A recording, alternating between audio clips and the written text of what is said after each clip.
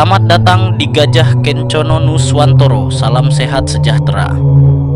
Gajah Kencono Nuswantoro sebuah channel yang secara khusus didedikasikan sebagai edukasi dan hiburan dengan menginformasikan seputar progres pencairan dana amanah oleh lembaga yang berkompeten melaksanakan koordinasi dan kepengurusan progres pencairan dana amanah dan turunannya. Berikut adalah lembaga-lembaga di Indonesia yang melakukan upaya pengurusan pencairan dana amanah. Di antaranya adalah Perkumpulan Peduli Umat Indonesia, Sanggar Merah Putih Nuswantara, Banda Indung, Gema Insan Amanah Nuswantara, Purwokerto, dan Yayasan Amalillah. Yang dimana kesemua lembaga di atas mengusung visi dan misi yang sama, yaitu mengemban visi kemaslahatan dan kemakmuran bersama dengan menjalankan misi pengurusan pencairan dana amanah sebagai dana kemaslahatan untuk seluruh umat.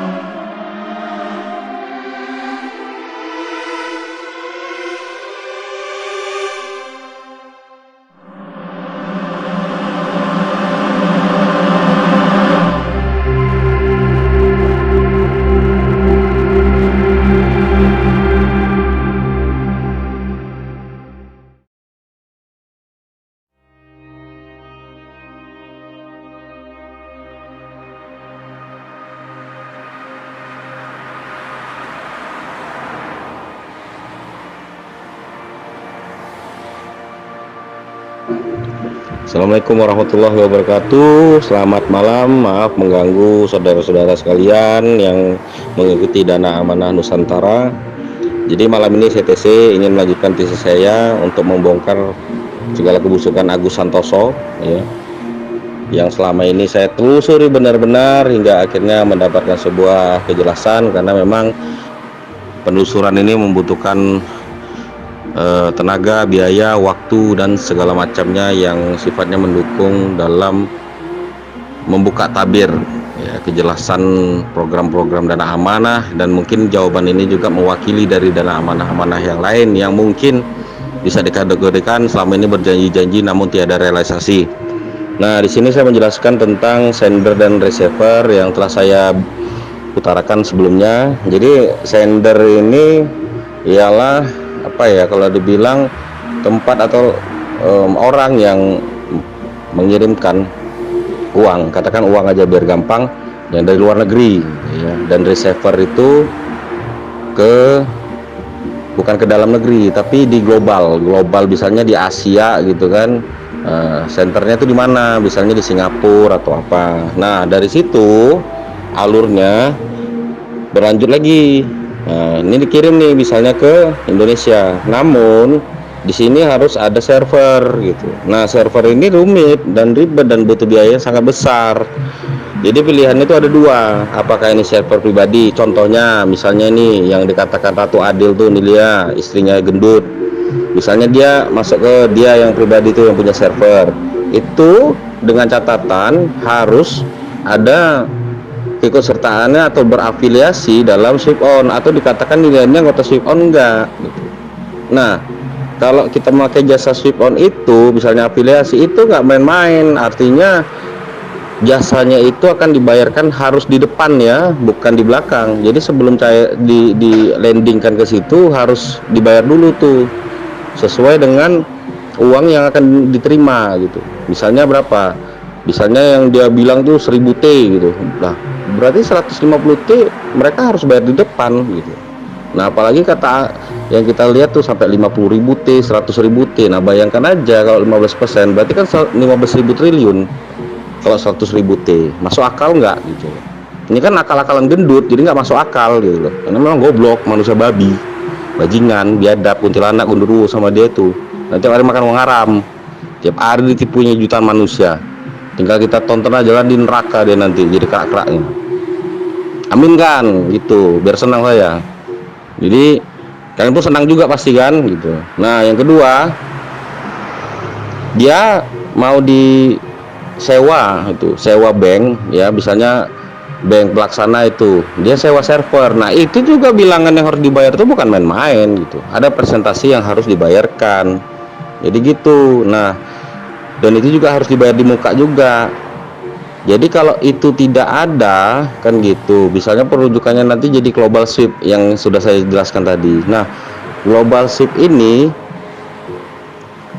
itu bisa dikatakan nanti jadinya money laundry kalau nggak diurus bener-bener gitu. Kira-kira gitulah. Saya nggak mau juga nguliahkan bener-bener kan, ya pasti nggak seluruhnya karena saya nggak dibayar sama peserta gitu aja. Nah, setelah itu ini udah kalau money laundry nih, money laundry sudahlah karena pengawasan langsung PPATK. Selanjutnya dalam rangkaiannya itu nanti juga dipertanyakan gitu. Harus ada proposal nih dalam penggunaan atau penghibaan yang diterima oleh para anggota gitu loh. Ini harus mereka akan teliti nih. Ini harus apa, untuk apa nih landingnya? Apakah untuk usaha atau hanya sekedar hibah? Nah, ini pasti jadi masalah gitu loh. Jadi memang kita ya memang harus apa ya, memahamin sistem yang berlaku di kolateral gitu. Jadi tidak sembarangan gitu. Nah, setelah itu kalau memang lulus barulah menjadi cash liquid. Cash liquid. Jadi maksud cash liquid ini secara sederhananya ini apa ya, dasar untuk bisa jadi printing money gitu atau pencetakan uang gitu.